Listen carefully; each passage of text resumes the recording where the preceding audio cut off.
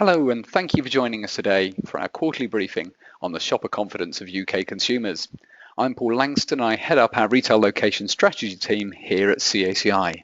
Please join in and post your questions. I'll do my best to answer them at the end of the session.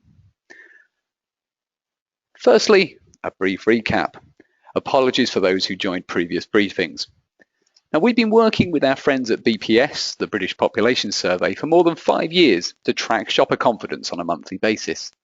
The analysis is based on the BPS asking a large and demographically stratified sample the same question each month. And this is the question. Thinking about your financial situation at present, how do you think it is likely to have changed, if at all, in 3 months' time? Now, we then look at the net difference between those saying better versus those saying worse, and we track this as a positive or a negative percentage. Now, the key difference of our approach to monitoring confidence is that whilst the headline shopper confidence trend is interesting, our Acorn classification enables us to look at the trends below that headline rate. So we can see how different consumer groups are thinking, and we can then link this to their shopping behaviours, their brands and their places. Well, that's enough of an introduction. Let's look at the headline confidence level. The headline level of shopper confidence has dropped by 2 percentage points over the quarter. It dropped from the record point of 12% in March to end the mid-year at plus 10%. There's no great surprise here, with the election having undoubtedly caused some of the uncertainty. Over the 3 months of the quarter, we saw the previous months levelling off, turn into a 1 percentage point drop in April, followed by a 2 percentage point drop in the election month of May. The positive news is that following the election, there was a slight, albeit slight, 1 percentage point recovery, with confidence climbing from plus 9 to plus 10% at the end of the quarter. So on the surface, it looks pretty good news for UK retailers, and that we may be through the election wobble. We'll come back to where we see this trend heading at the end of the webinar, as there is some fascinating symmetry to the 2010 election. And we'll also touch on the large Greek elephant in the room as well.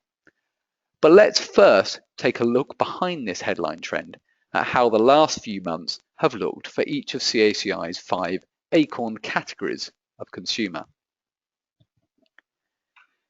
This chart shows a set of bars for each of the 6 months of the last half year. Within each month are our 5 Acorn categories, which broadly decline in affluence from left to right, from affluent achievers in one of the blues through to the other blue, that's urban adversity. Please see our website if you'd like to know more about Acorn. The chart again shows some moderately good news.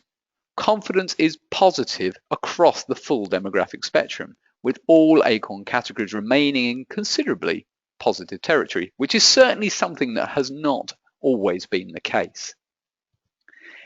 If we compare the left to the right hand set of bars, we can also see a lot of symmetry over the last 6 months. Of the 5 Acorn categories, affluent achievers at the top end of the affluent spectrum have seen a slight increase in confidence. You can see that by the difference in those 2 bars.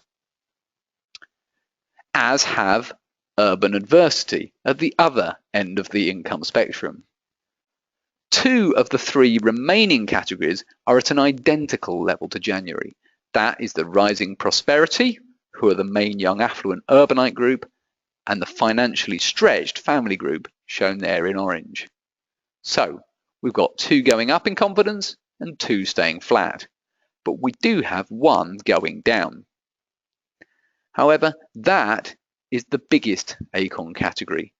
Comfortable communities, right in the middle of the chart and right in the middle of Britain from an affluence point of view.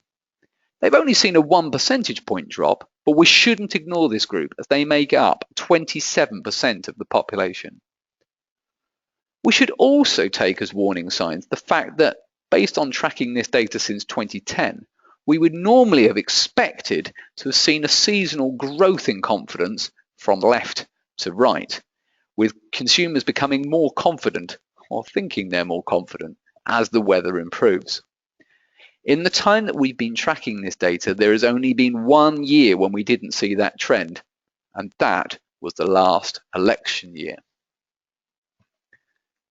If I put back the full 6 months again, although there are a lot of bars here, we can see that all of the Acorn categories have seen broadly the same shape. They saw a growing confidence to about the middle of the period. They then saw a slight decline in confidence, followed by flat lining in the last month of the quarter in June. But what is most interesting is that between May and June, 4 of the 5 Acorn categories did not move a single percentage point in the month. That is the least movement we have ever seen in a single month across the Acorn categories since our records began. So it's hardly a ringing endorsement of economic confidence in the light of the stability that was supposed to come from the clear election result. Only one Acorn category moved by more than a percentage point in the month. That was the affluent achievers, moving up from +5 to +7%. So for this reason, I've named them this month's key Acorn category, and we'll look at them in a bit more detail. They are the left-hand bar, the most affluent Acorn category. So yeah, as their name suggests, affluent achievers are highly wealthy and they are big spenders. So as retailers, seeing them recover has got to be seen as a good thing, this move from +5 to +7, especially as they took such a marked hit in the previous month when they dropped 7 percentage points from +12 to +5. To put this drop into context, it took them from their highest level since our records began to just 1 percentage point above where they were a month before the 2010 election. So if we can remember back to how jittery everyone was feeling in 2010, you can see here that we have a group of affluent shoppers and senior business people who were clearly pretty nervous in April about where the election was heading. Now, those of you who know Acorn know that you can split a broad Acorn category into its component Acorn groups. So let's now do that for the affluent achievers. Here are their 3 constituent Acorn groups for the last quarter. What we can see here is that the most sheer drop in confidence between April and May was in the super rich, lavish lifestyles Acorn group on the left of the chart. They saw a very steep drop, but as this group is such a small minority, they actually only make up about 1.4% of the UK population. I'm not going to worry about them. We often see strange movement in this bar as it's difficult to get a robust sample from such a small group. And let's face it, they can afford to carry on shopping even when the rest of the country has tightened their belts to the smallest hole. More interesting are the executive wealth group in the middle of the spectrum here, who I'm naming as this month's key Acorn group. They make up a much larger share of the population. In fact, they're the biggest Acorn group in the country, making up over 12% of the population. They dropped from +9% in April to +4% in May, and have then seen a key 3 percentage point increase in June. Let's hope that this trend continues, because the next slide shows what important consumers these people are. The indices on this slide summarize the latest shopping habits from our shopper dimensions, based on 300,000 plus surveys that we've carried out in shopping centres over the last 3 years. The index at the top here of 117 shows that this Acorn group spends 17% more per shopping visit than the average UK shopper. Whilst they don't visit as often as the typical shopper, shown by the index of 77, when they do go shopping, they spend longer than the average in the centre, with an index of 108. And those on the call from the food and beverage industry will be glad to hear that this group are pretty positive about their economic sentiments, because when they go shopping, to sustain those above average dwell times, they spend 13% more than average on the food and beverages whilst out shopping. Just a few of the other statistics here. index of 99 says that these are pretty average users of online shopping between their shopping trips, but they are highly likely to use click and collect facilities to ensure that products are in stock when they do make their shopping trips, shown by this index of 110, showing they're 10% more likely to spend on click and collect than the average consumer. So, in short, these are important shoppers and ones that are particularly important to retailers and catering companies like the following. Now, until just yesterday, all of these, bar one, have posted positive news over the quarter, either in terms of openings or trading statements. Marks and Spencer have just announced slightly less exciting general merchandise figures than I think the industry hoped, but the other exception is French Connection. So French Connection are targeting a group here, the wealthy achievers and executive wealth, who are clearly confident they are spending at the moment. And what we can see here is an example of a retailer who, despite strong targeting of a confident economic group, can still lose its way in retail. And just finally on this section, these are the sort of places where you can expect to see a lot of these customers and hopefully drive sales through their confidence. There's no great shock in where these target customers can be found. It's generally the most affluent towns in each region, with a particular concentration in the home counties. But that's enough about this quarter's key Acorn group. Let's get back to the election. Those who were on the last call, last quarter, will recognize this chart. It summarizes shopper confidence since our records began in January 2010. As you can see, it's been a reasonably wobbly road along the time, and it's only been relatively recently that we've been in this overriding positive sentiment area.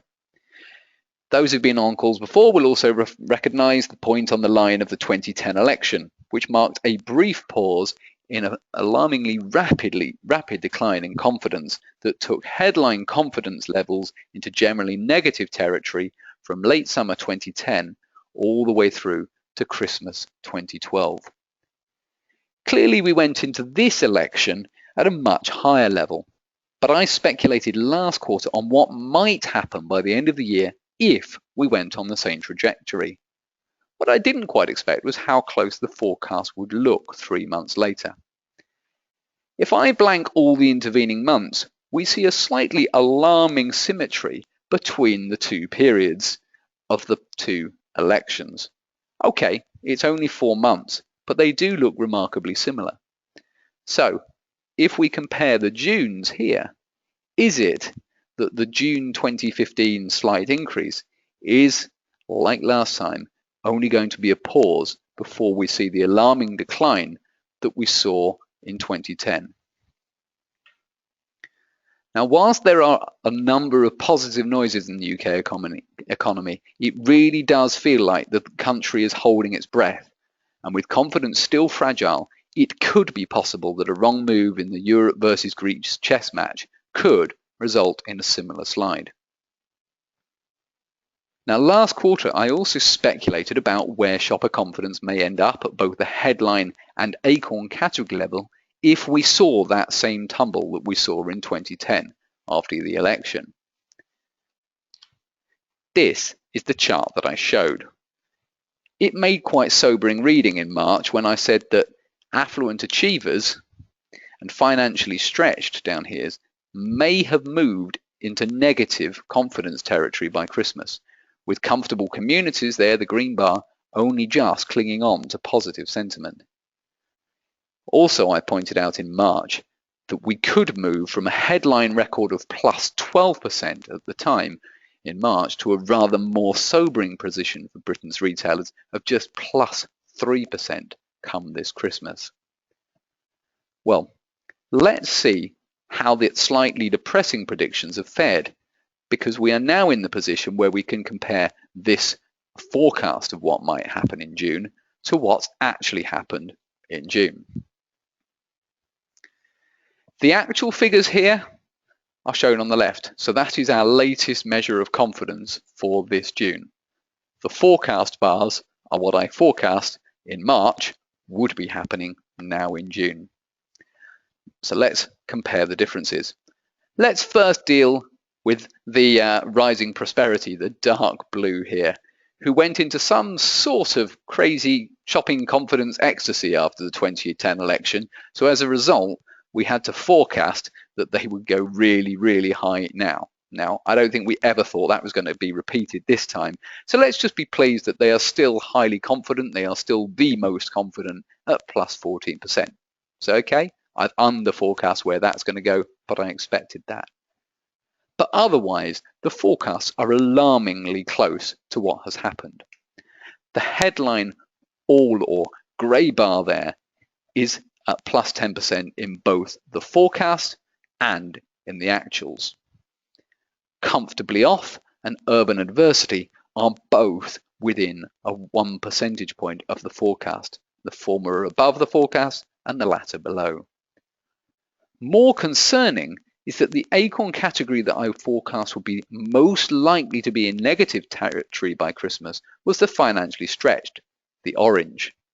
And what we can just about make out here is actually the actuals are worse than that forecast by 2 percentage points. But I like to end my commentary on a positive note. So let's end by looking again at the key Acorn group, the affluent achievers. I'd also forecast that they could be in negative territory this Christmas. The good news is here, is that they are actually ahead of the forecast by 2 percentage points. You can see the difference between those bars. So this should be enough. If this trend continues to the end of the year, this should be enough to keep them in positive territory come Christmas and the year end. That's that key Acorn group, affluent achievers. So let's wrap up by summarizing the points that I've made today. I believe that shopper confidence has dipped as shoppers catch their breath after the election. Specifically, UK shopper confidence has dipped by 2 percentage points over the last quarter, as election uncertainty has dampened the sentiment that had set records in the previous quarter. Confidence rose by 1 percentage point after the election, overcoming part of the larger drop in April and May. But the smallest ever change across the Acorn demographic spectrum is hardly a resounding endorsement for the economy by UK consumers. And warning signs exist when comparing patterns to the 2010 election that this may be a pause before further declines, potentially triggered by the Greek situation. Whilst all Acorn groups are currently well above their confidence levels at the same period in 2010, the financially stretched may be heading to negative confidence by Christmas. But the big spending affluent achievers Acorn group have shown the most resilience and are showing signs of optimism that should keep them in positive territory by the year end. That is all we have to say on this webinar today. So thank you for listening. Our contact details are there. We'd love to hear from you. Please either call us or email us on any of these numbers. Again, thank you for listening, and we hope to be able to report to you again in a quarter's time.